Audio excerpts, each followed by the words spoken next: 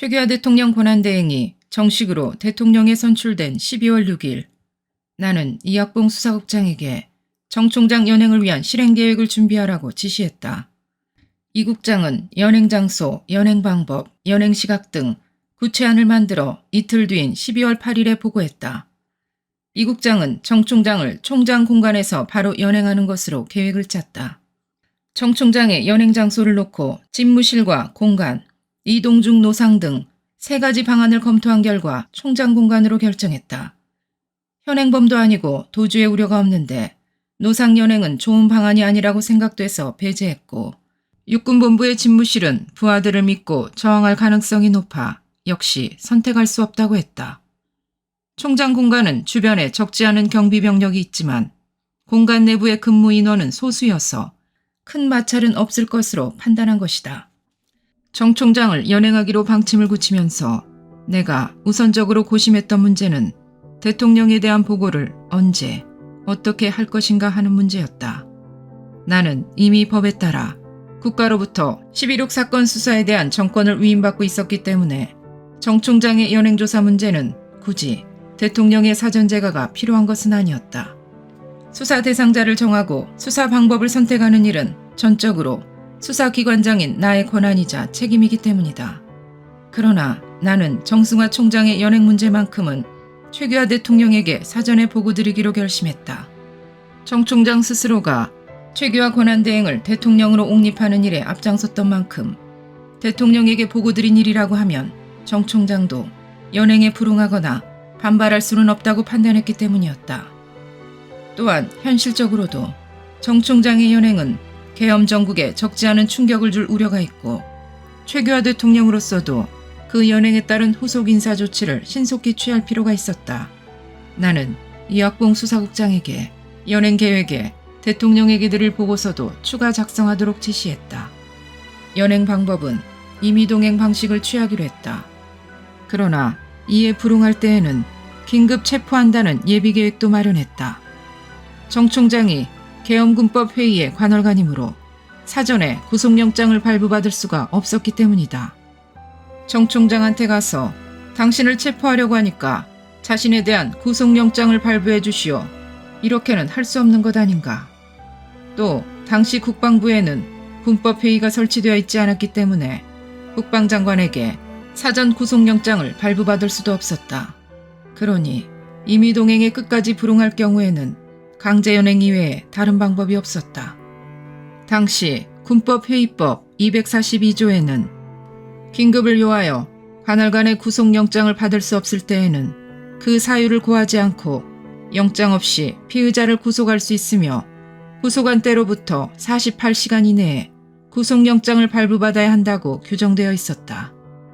연행 시각은 보고 시작 30분으로 정했다. 장소와 방법을 정하는 일도 중요하지만 연행 시각은 특히 민감한 사항이었다. 연행 계획을 실행하기 전에 움직임이 드러날 경우 계획이 실패로 돌아갈 수도 있기 때문에 보안이 반드시 지켜져야 했고 시간 계획도 아주 정확해야 했다. 대통령에 대한 보고에는 30분 정도의 시간이 소요될 것으로 예상됐다. 서면 보고서는 정승화 육군참모총장 연행조사의 필요성이라는 제목으로 작성되었는데 우측 상단에 대통령 서명란을 만들어놨다.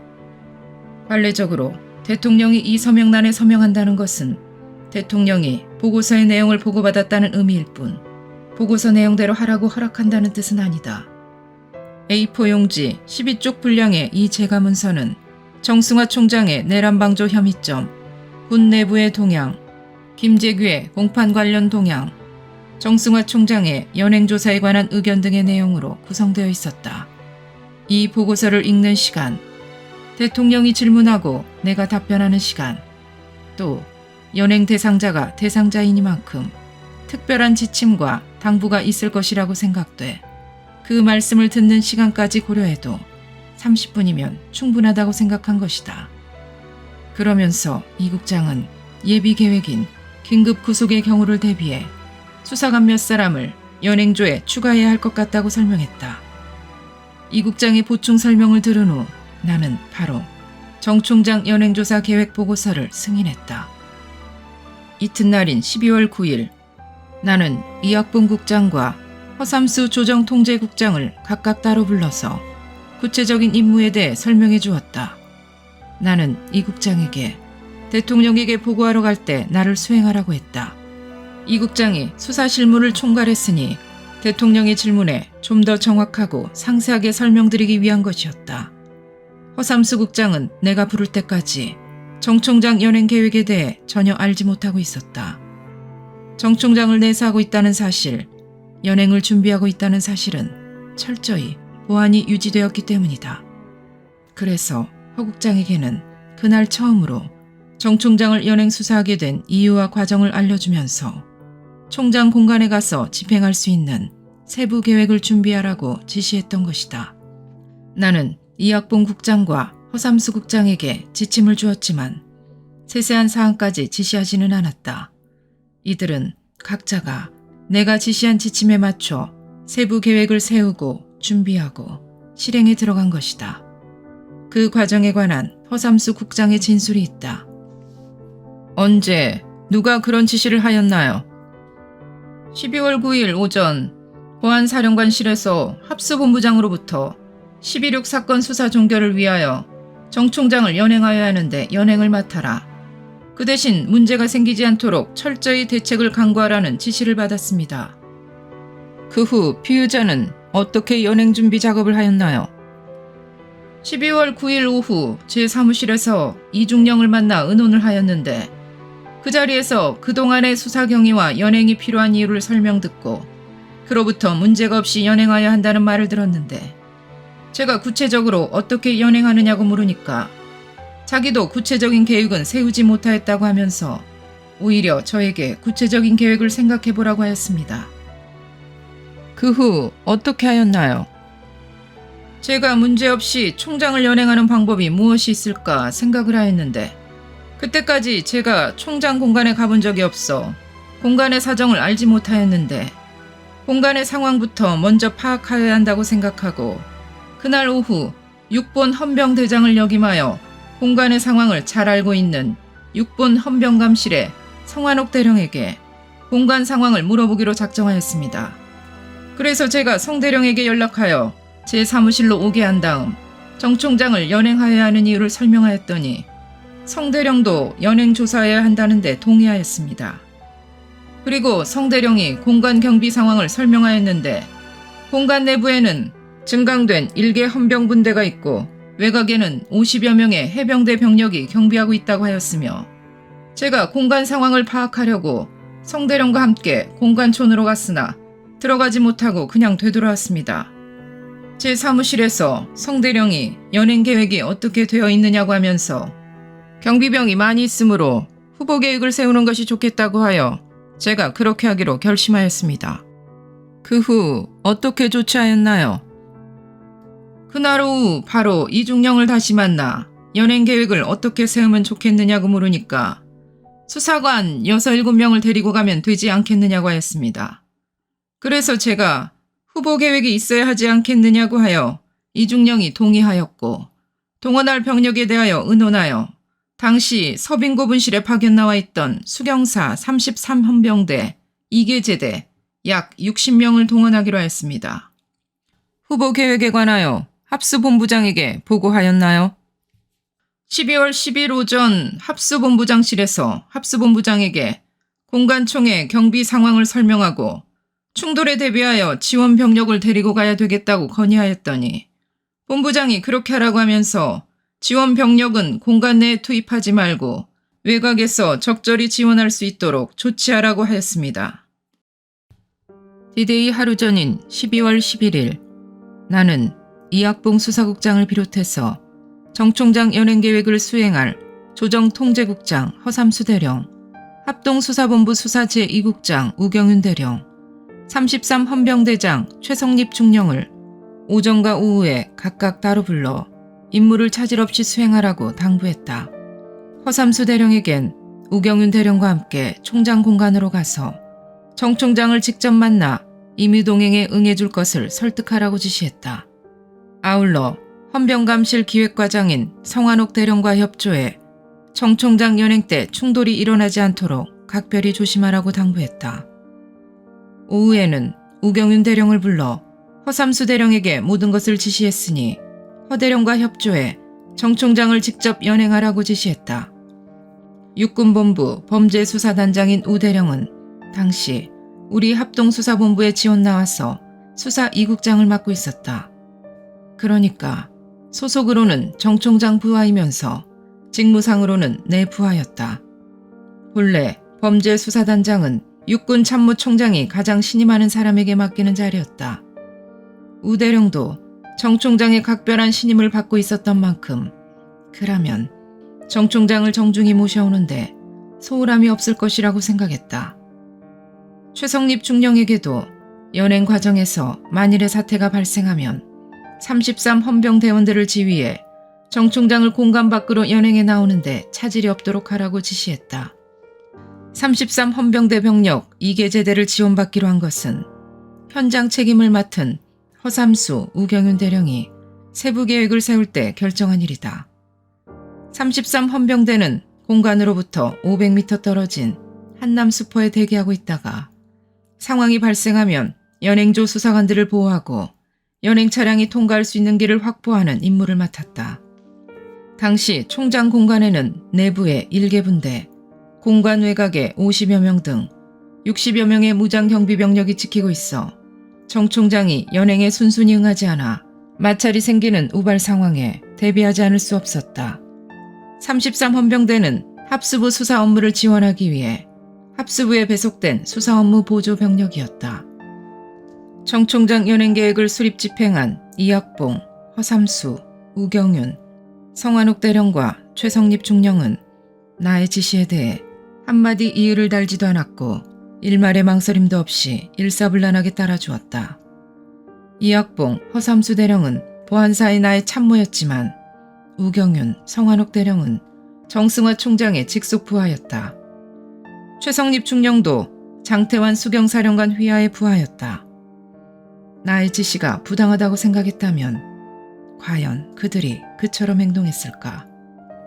더욱이 나의 지시는 자칫 작전이 실패로 끝난다면 엄청난 불이익을 받게 될 위험천만한 일이었다. 상명하복이 생명인 군대 내 명령체계 때문이라는 것만으로는 그들의 행동을 다 설명할 수 없다. 정 총장 연행을 결행할 날짜는 2가지 사항을 고려해 12월 12일로 정했다. 최규하 대통령 권한대행이 정식으로 대통령으로 선출되는 날짜, 그리고 장군 진급 심사가 끝나는 날짜를 고려해야 했다. 내가 그동안 우리 합동수사본부 수사관들의 거듭된 요청에도 불구하고 정 총장 연행 수사를 결행하지 못하고 번번이 미룰 수밖에 없었던 가장 큰 이유는 전국 혼란 때문이었다.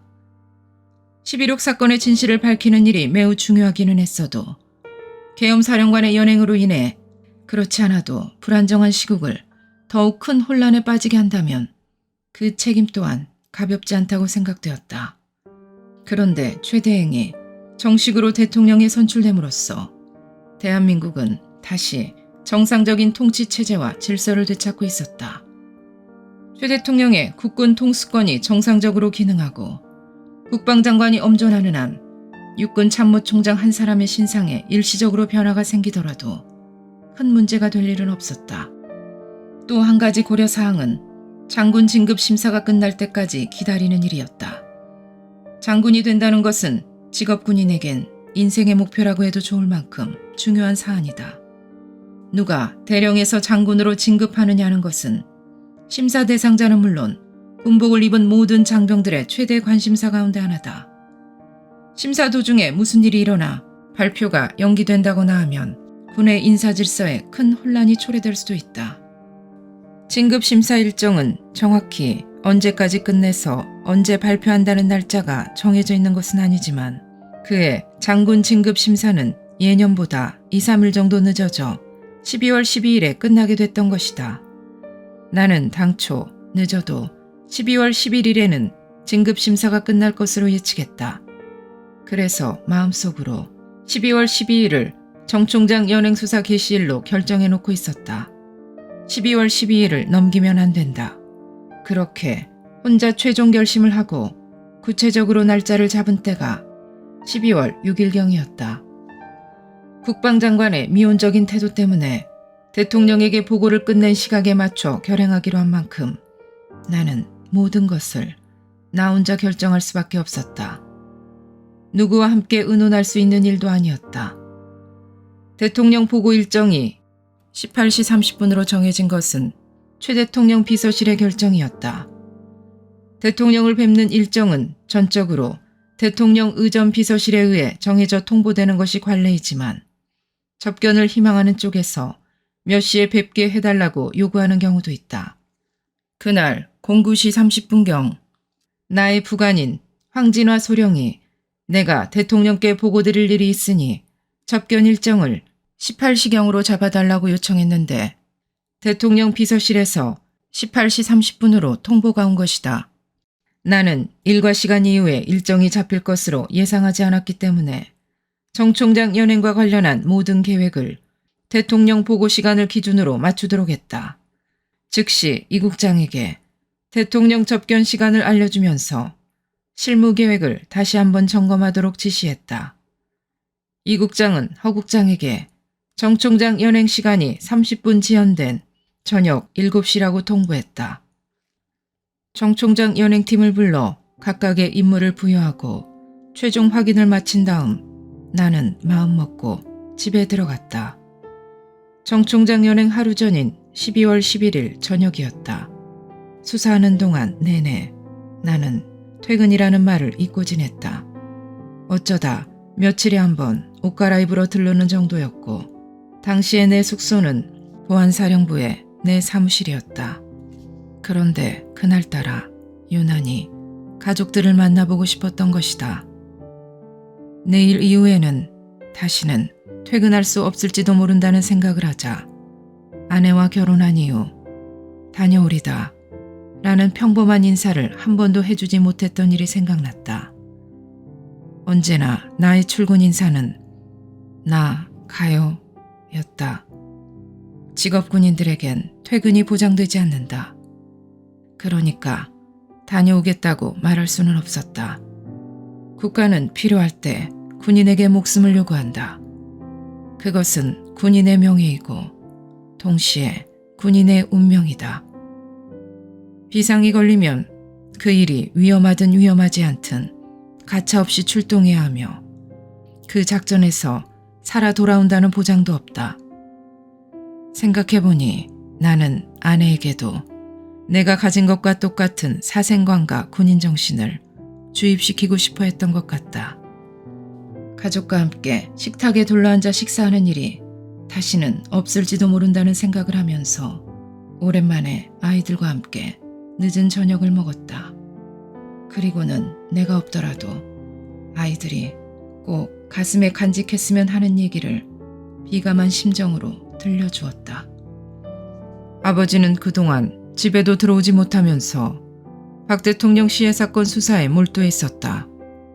그런데 시해범의 공모자로 밝혀진 사람이 너무나 막강한 힘을 갖고 있어서 그를 수사하려다 자칫 나의 자리와 명예, 아니 어쩌면 그 이상의 것까지 걸어야 할 수도 있다.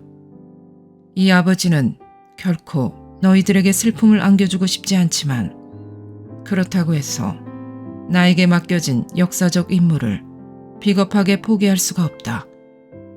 그러니 너희들은 그동안 아버지가 옳은 길을 가려고 애쓰며 살아왔다는 사실을 믿고 설사 일이 잘못되고 너희들이 그로 인해 불행해지는 일이 생긴다 해도 오늘 밤 내가 한 이야기를 잘 기억해 주기 바란다. 사람들이 무슨 말을 해도 끝까지 소신을 지킨 아버지를 기억해야만 한다. 그리고 어머님을 잘 모시도록 해라.